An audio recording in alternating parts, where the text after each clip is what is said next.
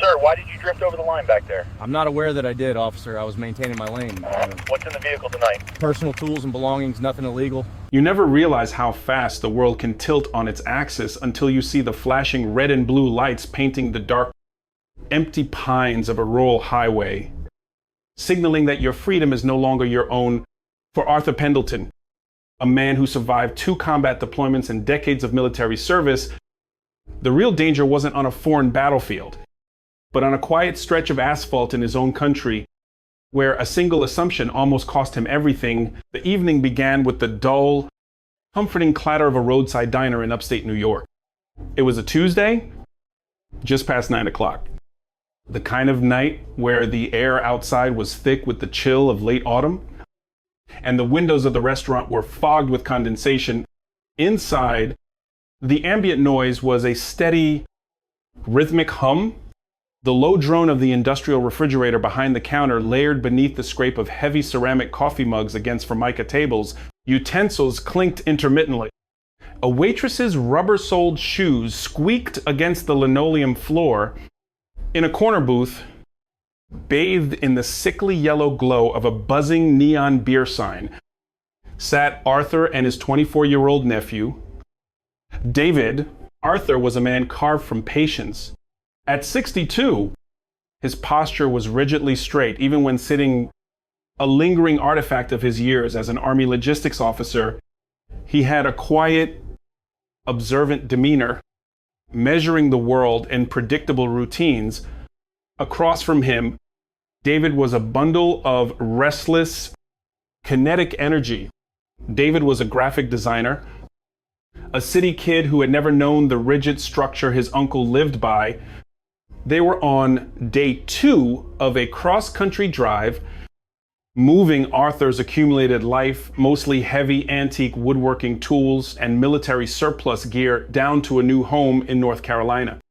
They were exhausted, simply looking for a warm meal before pushing through the next state line. As David reached into his jacket pocket to pull out a thick roll of cash to pay for their meal, a heavy, olive drab canvas bag resting on his lap slipped and hit the floor with a loud, metallic clank.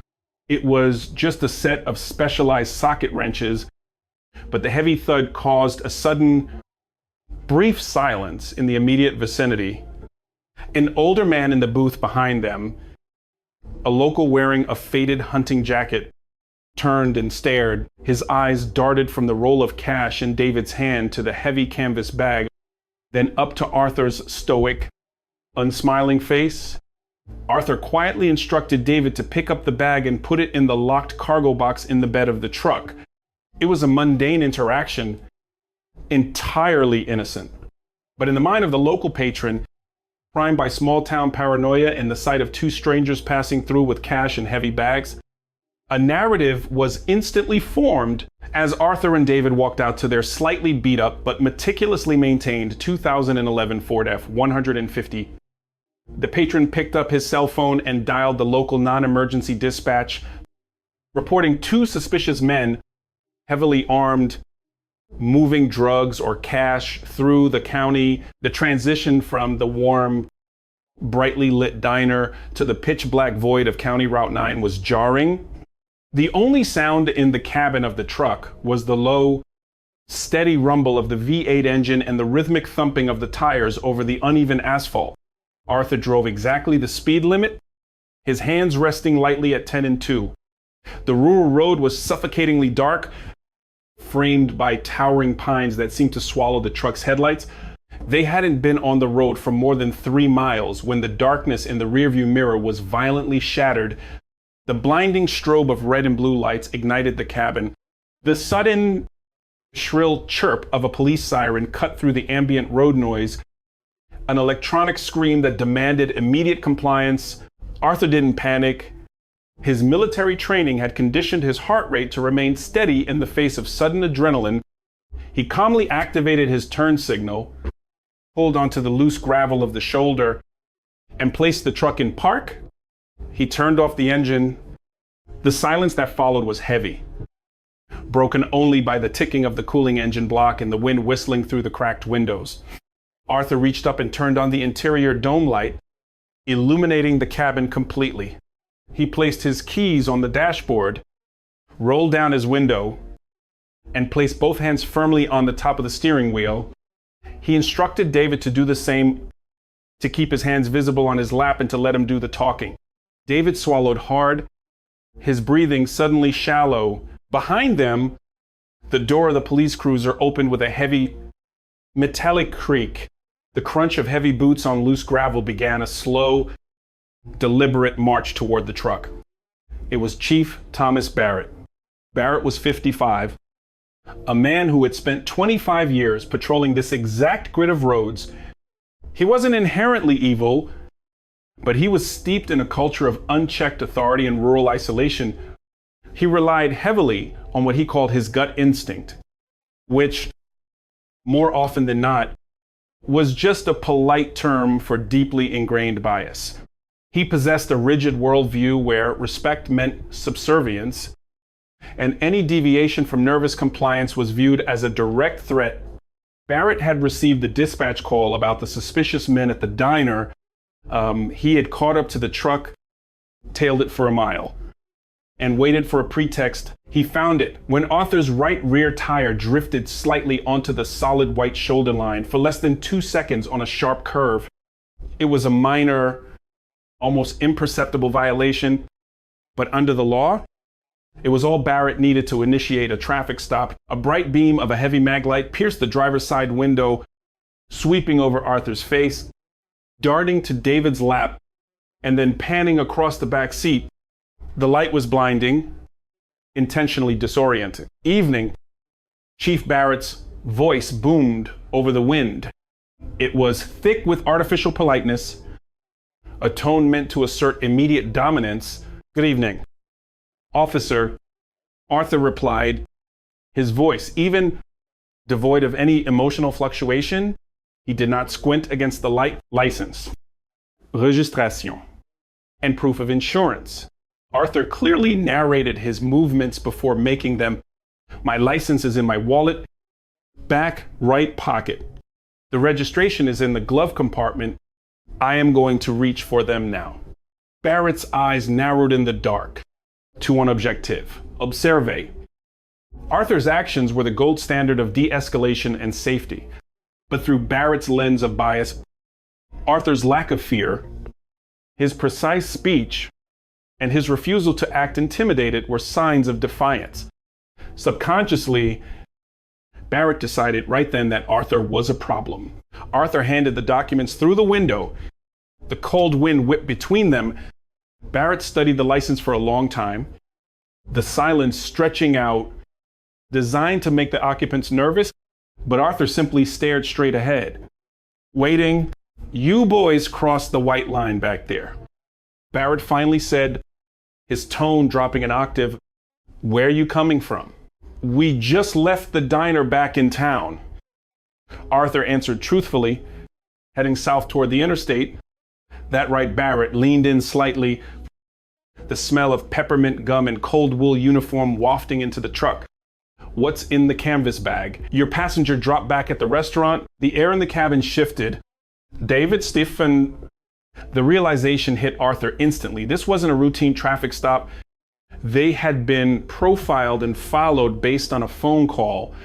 The minor traffic violation was a manufactured excuse, just tools. Arthur said, his voice dropping slightly in temperature. "We're moving personal belongings. I'm going to need to see those tools," Barrett stated, framing it as a command rather than a request. "No, sir," Arthur replied. The words hung in the cold air, stark and immovable. "I do not consent to a search of my vehicle or my property."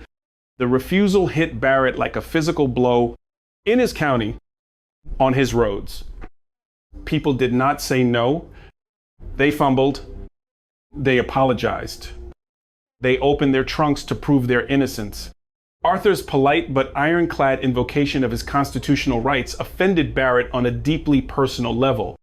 The tension spiked, transforming the atmosphere from a routine inquiry to a quiet, dangerous standoff. The ambient sounds, the distant howl of the wind, the crackle of Barrett's shoulder radio seemed to amplify. Step out of the vehicle. Barrett ordered. The artificial politeness was gone, replaced by a hard metallic edge. Arthur complied without hesitation. He opened the door, the hinges groaning, and stepped out into the freezing night air. He was taller than Barrett, which only agitated the chief further. Barrett ordered Arthur to the back of the truck and instructed David to stay put. Barrett patted Arthur down, his hands moving aggressively over Arthur's pockets. He found nothing but a wallet and a cell phone. You're acting mighty nervous for a man who just has tools in his truck. Barrett lied, trying to provoke a reaction. Arthur wasn't nervous at all. His heart rate was perfectly stable. I am not nervous, officer. I am simply declining a search without a warrant, as is my right under the Fourth Amendment, Arthur said calmly. Barrett stepped back, his hand resting instinctively on his duty belt. He was now operating purely on ego. He had initiated the stop based on an anonymous, uncorroborated tip from a diner patron. Legally, an anonymous tip about a heavy bag in cash does not constitute reasonable, articulable suspicion that a crime is occurring. Barrett had used the traffic violation crossing the white line to make the stop under established law, specifically the Supreme Court's ruling in Rodriguez, United States. An officer may only detain a driver for the time it takes to address the traffic violation. Once the ticket or warning is written, the stop must conclude. An officer cannot prolong a traffic stop to conduct a fishing expedition or wait for a drug-sniffing dog without independent, reasonable suspicion of a new crime. Barrett knew the law. But in the dark, isolated bubble of his authority, he chose to ignore it. He told Arthur he was writing him a warning for the lane violation. He walked back to his cruiser, leaving Arthur standing in the freezing wind by the tailgate. Inside the cruiser, the dashcam silently recorded the road ahead. While the microphone on Barrett's uniform captured the audio, Barrett ran the plates. They came back clean. He ran the licenses, perfect records. He wrote the written warning. The traffic stop, legally speaking, was over the moment he tore the yellow slip from his book. Instead of walking back and handing Arthur the warning, Barrett picked up his radio. He called dispatch and requested a K9 unit to his location. Dispatch crackled back, the robotic voice filling the cruiser. Chief, K9 is currently on a call, 2 counties over. ETA is minimum 45 minutes. Barrett cursed under his breath. He was stuck. He couldn't hold them for 45 minutes without a dog, and he couldn't let them go without proving his gut, right? And Arthur's defiance wrong. He needed probable cause, and he needed it instantly. So Barrett decided to manufacture it. He stepped out of the cruiser. The warning slip crumpled in his fist. He walked back to Arthur. He did not hand over the slip. Instead, he shined his flashlight directly into Arthur's eyes again. I smell raw marijuana coming from the cab of your truck, Barrett stated flatly. It was a blatant, fabricated lie. Neither Arthur nor David smoked, and the truck smelled only of old coffee and pine air freshener. But Barrett knew the magic words. The plain smell doctrine in many jurisdictions gave officers probable cause to search a vehicle without a warrant under the automobile exception. By uttering those words, Barrett believed he had legally outmaneuvered the stubborn veteran. There is no marijuana in that truck, Arthur said, his voice tightening for the very first time. I'm searching the vehicle. Barrett commanded. He ordered David out into the cold, made both men stand in the muddy ditch off the shoulder, and began systematically tearing the Ford F-150 apart. This is where the procedural mistake blossomed into a full-blown constitutional violation. Barrett pulled everything out of the cab. He dumped David's duffel bag onto the wet asphalt, scattering clothes and papers.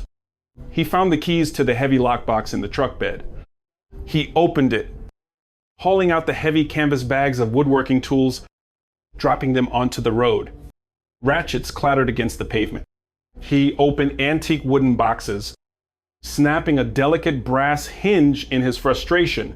He searched for 20 agonizing minutes while Arthur and David shivered in the dark ditch, humiliated and helpless. The flashing lights painted their faces in harsh, alternating colors. The silence was oppressive. Broken only by the violent sounds of Barrett ransacking their property, he found nothing. No drugs, no illegal weapons, no stacks of illicit cash.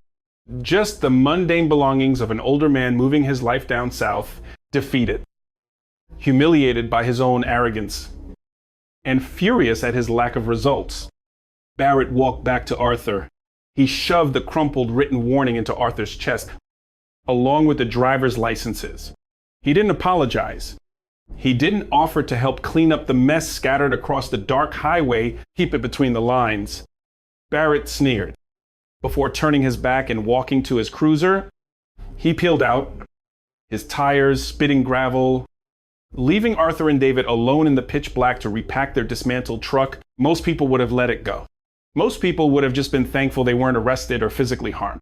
They would have driven away, swallowed the bitter pill of injustice, and rationalized it as just the way the world works. But Arthur Pendleton was not most people. He had sworn an oath to defend the Constitution against all enemies, foreign and domestic. To him, what had just happened on that dark roadside wasn't just an inconvenience.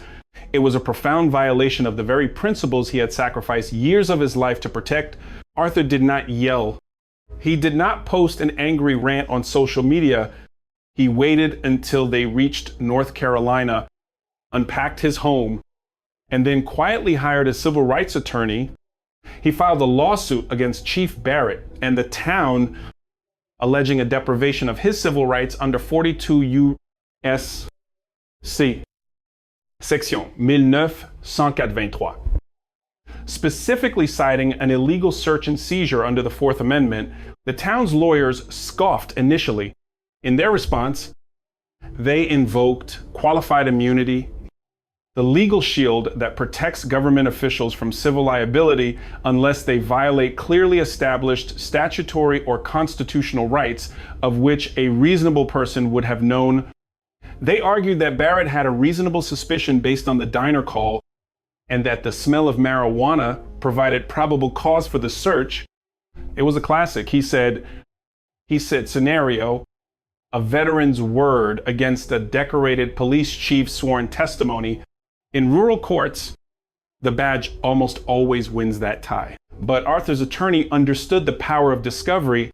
During the formal evidence gathering process, they subpoenaed not just the dashcam footage, but the raw data logs from Barrett's cruiser and his body-worn microphone. The town confidently handed over the footage. They thought it showed a standard, albeit aggressive, search. They didn't look closely enough. The turning point of the case didn't happen in a dramatic courtroom shouting match. It happened in the quiet, sterile confines of a judge's chambers during a pretrial hearing to suppress the town's motion to dismiss. Arthur's attorney queued up the video. The judge, an older, weary man who had seen hundreds of these cases, watched the footage. He saw the stop. He heard the polite interaction. He saw Barrett write the warning ticket in his cruiser. Then, the attorney paused the video and pointed to the timestamp in the bottom corner of the screen. Your Honor, the attorney said smoothly, Chief Barrett completed the warning ticket at exactly 2, 1, 4, 2, and 15 seconds. A 21:43. He radioed for a Canadian unit. A 21:44. Dispatch informed him the dog was 45 minutes away. It wasn't until 2145 that he exited his vehicle, approached my client, and claimed to smell marijuana. The attorney then clicked a separate audio file. It was the ambient audio from the body mic Barrett wore, which he mistakenly thought he had muted when he went back to his car.